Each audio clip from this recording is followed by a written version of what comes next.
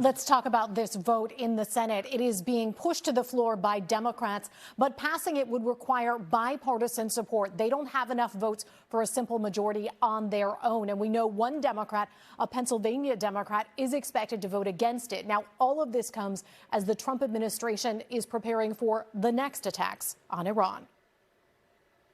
And as President Trump said, more and larger waves are coming. We are just getting started. As the administration prepares for the next phase of strikes against Iran, the Senate considering whether to pass a measure calling for a halt unless authorized by Congress. I do support the War Powers Resolution as this president has undertaken a war without congressional approval. I spoke with New Jersey Senator Andy Kim ahead of the vote. I asked about what's ahead if it passes. How do you then in that environment make sure that you're not telegraphing anything for Iran and still keeping the U.S. In a place where it is not hampered by being able to take action if you're having to come to Congress? How do you make sure that that can remain the case? Well, right now, again, this is an illegal war. This is an unconstitutional war. This is something that the president is undertaking that is putting lives at risk. We already had 6 service members killed. And yesterday in the briefing, the administration said that we should expect more to be killed. And so this is something where we are seeking accountability. Pennsylvania Senator John Fetterman has a different take, the only Democrat who's expected to vote no. What does the War Powers Resolution in 73 say? It says that the president has to provide 48 hours of notification, and he's done that.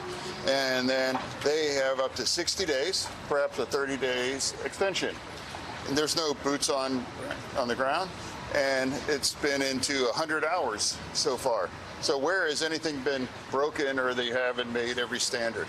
The War Powers Resolution dates back to the 70s and the Vietnam War. Congress decided in 1973 that presidents, not just Nixon, who was then president, but previous presidents, had not sufficiently consulted the Congress about going to war in Vietnam. Villanova professor David Barrett tells me presidents haven't loved it. Some called it unconstitutional. No president since then has really been what you could call a fan of the War Powers Resolution, because presidents, when it's dealing with foreign affairs and including war-related things, they don't really want to be told what to do or not do by Congress.